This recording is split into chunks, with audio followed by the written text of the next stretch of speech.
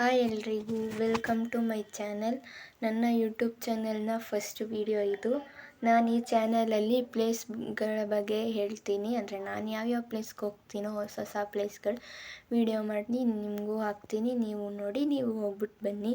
ನಾನು ಇವಾಗ ಹೇಳ್ತಿರೋ ಅಂಥದ್ದು ಸಂಗೊಳ್ಳಿ ರಾಯಣ್ಣ ಅವರು ಹುಟ್ಟಿದಂಥ ಊರು ಸಂಗೊಳ್ಳಿ ಎಂಬ ಊರಿನ ಬಗ್ಗೆ ಹೇಳ್ತಾ ಇದ್ದೀನಿ. ಇದಿರೋದು ಬೆಳಗಾವಿ ಜಿಲ್ಲಾ ಬೈಲಹೊಂಗಲ ತಾಲೂಕಲ್ಲಿ ಇದೆ.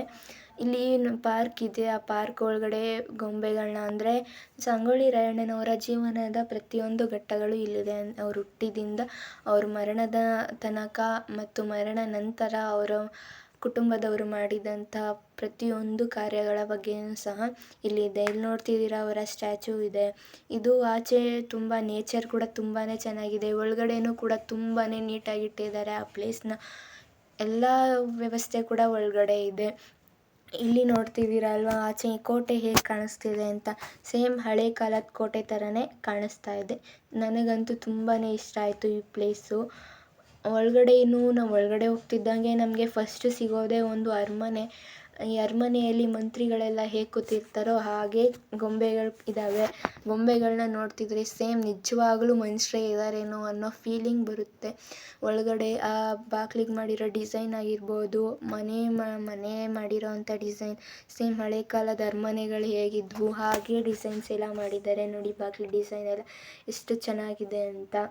ನೀವು ಫ್ರೆಂಡ್ಸ್ ಜೊತೆ, ಫ್ಯಾಮಿಲಿ ಜೊತೆ, ಮಕ್ಕಳ ಜೊತೆ ಎಲ್ಲ ಹೋಗ್ಬಿಟ್ಟು ಬನ್ನಿ. ಮಕ್ಳಿಗಂತೂ ತುಂಬ ಇಷ್ಟ ಆಗುತ್ತೆ. ಇನ್ನು ಹೊರಗಡೆ ನಾವು ಬರ್ತಿದ್ದಂಗೆ ಹೊರಗಡೆ ನಮಗೆ ಇದ್ರ ಇತಿಹಾಸ ಆಗಿರ್ಬೋದು, ಇತಿಹಾಸ ಅಥವಾ ಮತ್ತು ಇನ್ನೇನು ಅದ್ರ ಬಗ್ಗೆ ಈ ಘಟನೆಗಳೆಲ್ಲ ವಿವರಗಳನ್ನೆಲ್ಲ ಕೊಟ್ಟಿದ್ದಾರೆ. ಅದು ನಡೆದಂಥ ವಿವರಗಳ ಬಗ್ಗೆ ಎಲ್ಲ ಕೊಟ್ಟಿದ್ದಾರೆ ನೋಡಿ. ಮೇಲ್ಗಡೆ ಎಲ್ಲ ಎಷ್ಟು ಚೆನ್ನಾಗಿ ಮಾಡಿದ್ದಾರೆ ಅಂತ. ಇವೆಲ್ಲ ಗೊಂಬೆಗಳು ಕೂಡ ತುಂಬಾ ಚೆನ್ನಾಗಿದೆ. ಡಿಸೈನ್ಸ್ ಪ್ರತಿಯೊಂದು ಕೂಡ ಚೆನ್ನಾಗಿದೆ ನೋಡಿ. ಈ ಅರಮನೆ ಬಗ್ಗೆ ಇರುವಂಥ ಇತಿಹಾಸ ಅದು.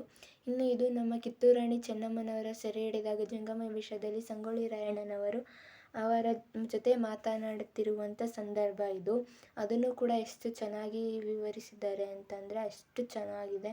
ಇದು ಹೊರಗಡೆ ಅದರ ಇತಿಹಾಸ ಕೊಟ್ಟಿದ್ದಾರೆ.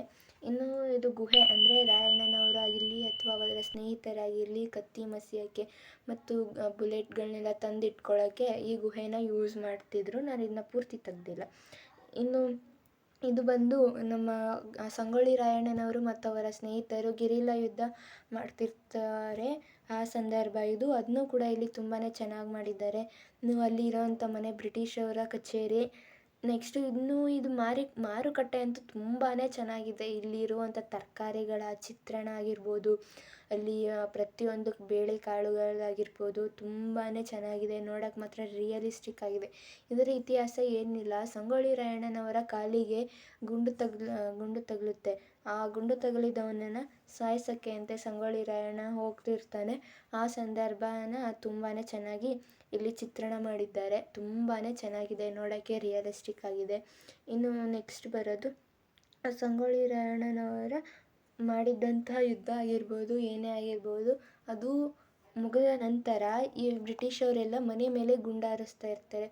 ಆ ಟೈಮಲ್ಲಿ ಹೇಗಿತ್ತು ಅನ್ನೋದನ್ನು ಇಲ್ಲಿ ಮಾಡಿದ್ದಾರೆ ನೋಡಿ. ಇನ್ನು ಸಂಗೊಳ್ಳಿ ರಾಯಣ್ಣನವ್ರನ್ನ ಸೆರೆ ಹಿಡಿಯೋಕ್ಕೆ ಅಂತ ಇವರೆಲ್ಲ ಕುತಂತ್ರ ಮಾಡ್ತಿರ್ತಾರಲ್ವ, ಆ ಟೈಮ್ ಇದು. ಆ ಟೈಮ್ ಅಂತಂದರೆ ಆವಾಗ ಹೇಗಿತ್ತು ಅನ್ನೋದ್ರ ಬಗ್ಗೆ ಇಲ್ಲೇ ಚೆನ್ನಾಗಿ ಮಾಡಿದ್ದಾರೆ. ನಮ್ಮ ಸಂಗೊಳ್ಳಿ ರಾಯಣ್ಣನವರನ್ನು ಇಲ್ಲೇ ಸೆರೆ ಹಿಡಿತಾರೆ. ಅದನ್ನು ಕೂಡ ತುಂಬಾ ಚೆನ್ನಾಗಿ ಮಾಡಿದ್ದಾರೆ. ಜಲಪಾತ ಆಗಿರ್ಬೋದು ಪ್ರತಿಯೊಂದನ್ನು ಚೆನ್ನಾಗಿ ಮಾಡಿದ್ದಾರೆ. ಇನ್ನು ಸಂಗೊಳ್ಳಿ ರಾಯಣ್ಣನವರನ್ನು ಸೆರೆ ಹಿಡಿದು ಕೋರ್ಟ್ಗೆ ಕರ್ಕೊಂಬರ್ತಾರೆ. ಆ ಕೋರ್ಟ್ ಕೂಡ ತುಂಬ ಚೆನ್ನಾಗಿದೆ. ಸ್ಪೆಷಲ್ ಕೋರ್ಟ್ ಆಫ್ ಧಾರವಾಡ ಅಂತ ನೋಡಿ. ಸೇಮ್ ಅದರಲ್ಲಿ ಇರುವಂಥ ಜನರಾಗಿರ್ಬೋದು, ಸಂಗೊಳ್ಳಿ ರಾಯಣ್ಣ, ನ್ಯಾಯಾಧೀಶರು, ಬ್ರಿಟಿಷರು ಎಲ್ಲ ಕೂಡ ತುಂಬಾ ಚೆನ್ನಾಗಿದೆ. ತುಂಬಾ ಶಿಸ್ತಾಗಿ ಮಾಡಿದ್ದಾರೆ. ಹೇಗೆ ಎಷ್ಟು ಕ್ಲೀನಾಗಿದೆ ಅಂತಂದರೆ ಅಷ್ಟು ಕ್ಲೀನಾಗಿದೆ.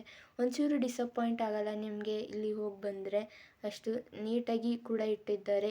ಇನ್ನು ಸಂಗೊಳ್ಳಿ ರಾಯಣ್ಣನವರನ್ನು ನೇಣಿಗೆ ಹಾಕ್ತಿರೋವಂಥ ಸಮಯ ನೋಡಿ. ಒಂದೊಂದು ಕ್ಯಾರೆಕ್ಟರ್ಸ್ ಕೂಡ ತುಂಬಾ ಚೆನ್ನಾಗಿದೆ. ಅವರನ್ನು ನೇಣಿಗೆ ಹಾಕಿದ ಮೇಲೆ ಅವರ ಸ್ನೇಹಿತ ಅವರು ಸಂಗೊಳ್ಳಿ ರಾಯಣ್ಣ ಯಾವಾಗಲೂ ಅಜರಾಮರ ಆಗಿರಬೇಕು ಅಂತ ಹೇಳಿ ಅವರ ಸಮಾಧಿ ಮೇಲೆ ಆಲದ ಮರನ ಇಡ್ತಾರೆ. ಆಮೇಲೆ ಸಂಗೊಳ್ಳಿ ರಾಯಣ್ಣ ಕೂತಂಥ ಕಟ್ಟೆಗೆ ಸಂಗೊಳ್ಳಿ ರಾಯಣ್ಣನ ಕಟ್ಟೆ ಅಂತಲೇ ಹೆಸರಿಟ್ಟು ಅವರು ಗರಡಿ ಮನೆಯಲ್ಲಿ ಯಾವ್ಯಾವ ವಸ್ತುಗಳನ್ನ ಯೂಸ್ ಮಾಡ್ತಿದ್ರು ಆ ವಸ್ತುಗಳನ್ನೆಲ್ಲ ಇಟ್ಟು ಪೂಜೆ ಮಾಡ್ತಿರ್ತಾರೆ. ಅದನ್ನು ಕೂಡ ಇಲ್ಲಿ ತುಂಬಾ ಚೆನ್ನಾಗಿ ಮಾಡಿದ್ದಾರೆ. ಥ್ಯಾಂಕ್ ಯು ಫ್ರೆಂಡ್ಸ್, ನನ್ನ ವೀಡಿಯೋನ ಪೂರ್ತಿ ನೋಡಿದ್ದಕ್ಕೆ. ನನ್ನ ವೀಡಿಯೋನ ಹೀಗೆ ನೋಡ್ತೀರಿ, ಇನ್ನೂ ಹಲವಾರು ವಿಷಯಗಳನ್ನ ನಾನು ನಿಮ್ಗೆ ತಿಳಿಸ್ಕೊಡ್ತೀನಿ. ನನ್ನ ವೀಡಿಯೋನ ಶೇರ್ ಮಾಡಿ, ಸಬ್ಸ್ಕ್ರೈಬ್ ಮಾಡಿ, ಲೈಕ್ ಮಾಡಿ.